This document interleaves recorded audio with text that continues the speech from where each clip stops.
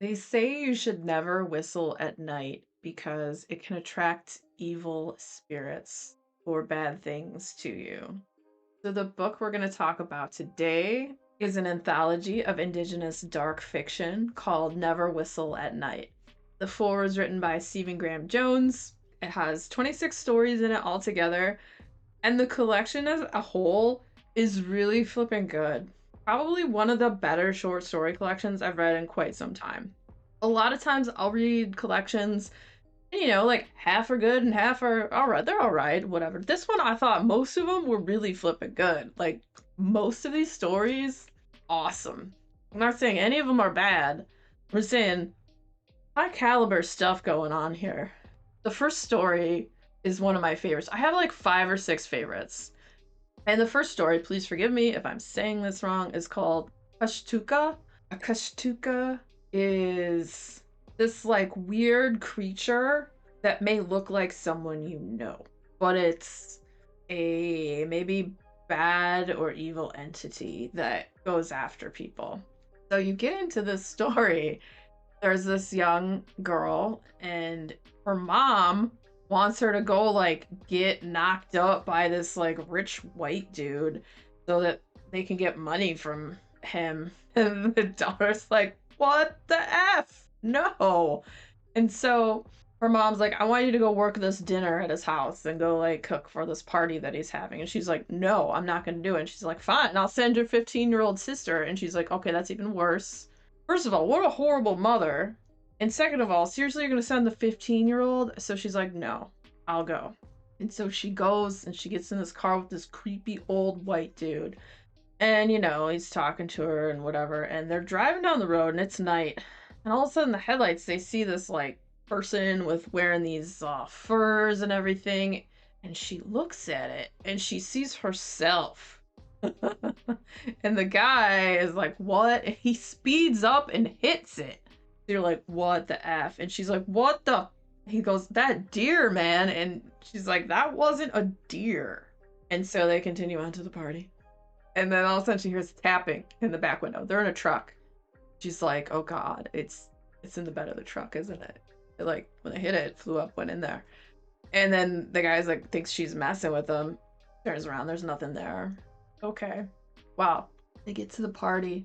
She's sitting there to get out to go, and she looks out the window. She sees it, and she's like, frozen. And then the guy, like, he's like, do, walks around. Oh, you want me to be a gentleman and open your door? Ha ha ha. Because he doesn't see this thing. It's not there when he gets around and opens it. They go in. This thing's still out there. And then, bad stuff happens. The first story starts out with a bang. So that's like your introduction into it. And it's awesome. Loved it. Like I said, there's so many good stories in this. And they're all dark fiction. Some have more of a horror edge, and some are more just kind of dark. And some of them end with like open endings, and they're all pretty dang fantastic. Some of the authors I had read before, like Wabgishin Rice and Nick Medina and Tommy Orange, and then there's a bunch I hadn't heard of before, and they're such fantastic stories. And this story was by Matilda Zeller. There's another one I really liked called Hunger, and it's a story about the Wendigo and the spirit of it, how it is always hungry and ravenous. And in the story, there is like these frat boys in this town, and the Wendigo is always looking for like empty people who don't really got much going on in there, that they can just go in and take over their body and use them to like consume others. So this white like frat boy gets taken over by this Wendigo, and like he's following this indigenous woman who's like, F this party, it's stupid, your party's lame, I'm out of here. But he's following her with, he's gonna murder her or rape her or whatever he's gonna do. But she knows that it's a Wendigo. And her and someone else don't let bad things go down. I don't want to spoil too many things, so still a little bit about some of the stuff. There's this other crazy story too that I really love called Snakes Are Born in the Dark. It's these 3 people, they go on this hike, and they go and they see these petroglyphs that are in this area. And the one boyfriend of the girl touches the petroglyphs, and the other guy who, like, the boyfriend is a white dude, and I think it's the cousin of the one girl He's like, hey, you know, don't disrespect that, this, that, and the other. And then the boyfriend is such a freaking a-hole that obviously he keeps touching it and doing dumb stuff.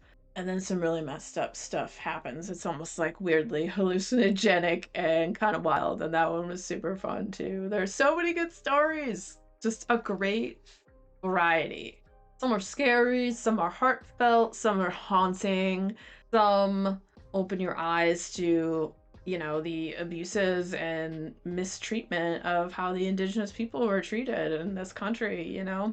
There's just a lot of heart and soul in these stories. If you like scary stories, if you like haunting stories and dark fiction, the writing by all the different authors, there's a bunch of different authors I want to check out and see if they have books now because of these. I would highly recommend it.